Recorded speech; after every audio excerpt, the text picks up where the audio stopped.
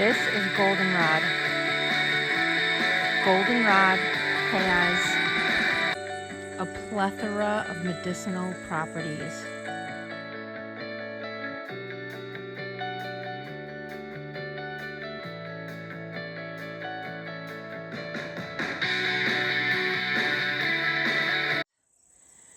You have to harvest it though before it gets brown, and that happens when the temperatures get pretty chilly. Goldenrod blooms from like September to October where I live. So what you're going to do is you're going to harvest all of these bits, these bright yellow bits. The top is getting a little bit brown. Maybe you can see that.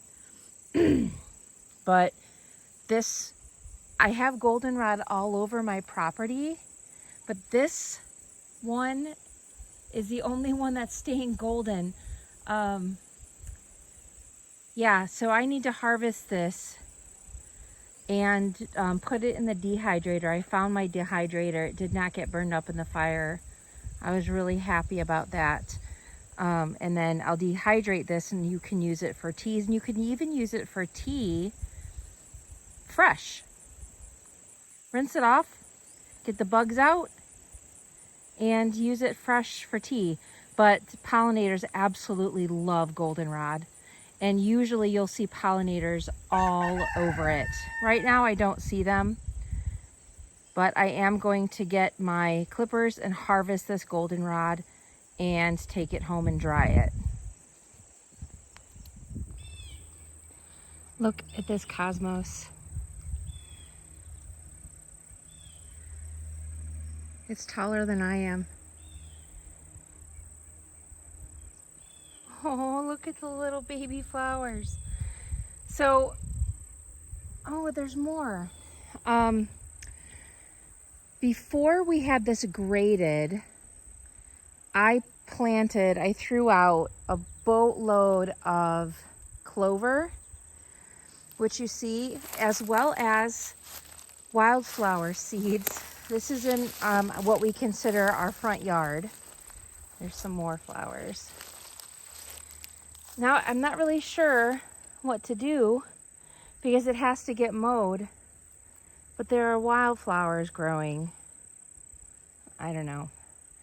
Totally an aside. It's just, I love that cosmos. I have it being held up by some metal pieces of like metal supports, but it's so pretty. And some of my honeybees are on this flower right now, as well as other pollinators.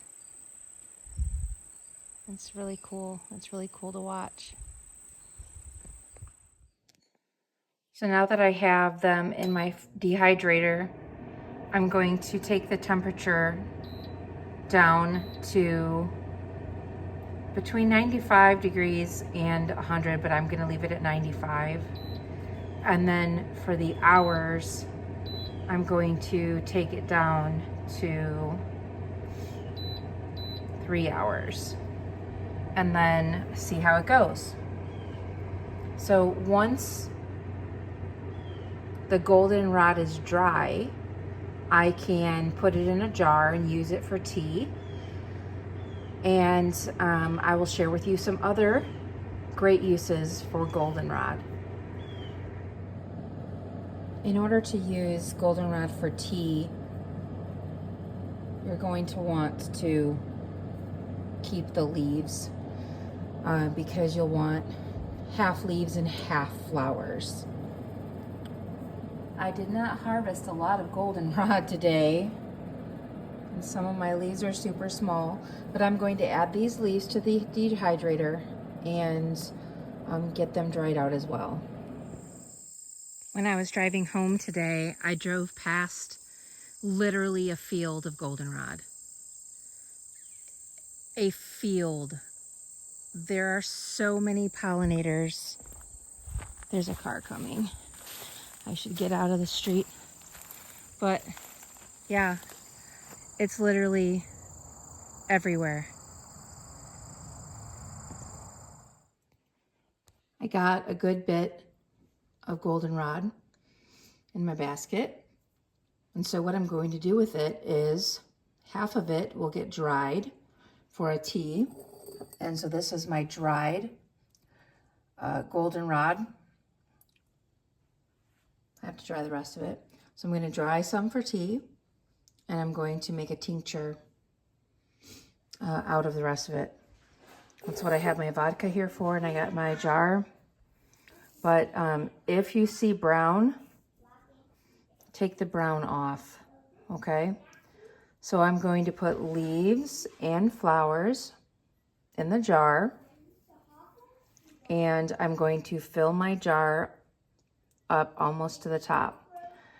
So I'm going to work on getting some of this in the dehydrator and some of this in the jar, and I'll be back and I'll show you what that looks like. This one is kind of a big stalk. So what I've done is I have taken the leaves off the stem. I've removed the brown top of it and putting that to the side.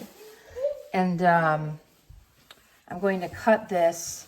I'm going to cut a lot of these flowers off of this stalk because this stalk is pretty, yeah, it's not even flexible. So I'm going to take, what? Can I open this? I'll be right back. I have got my dehydrator full.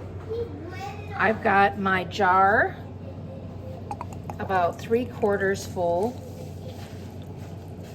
And I'm going to completely fill it with vodka. So just so you know, as a reminder, don't use brown leaves, don't use brown flowers. You can use this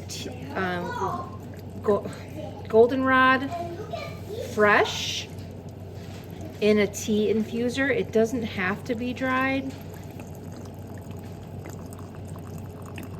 And I've given you a pretty decent list of the benefits of goldenrod. They are extensive, so it's really, really good to have on hand for your family.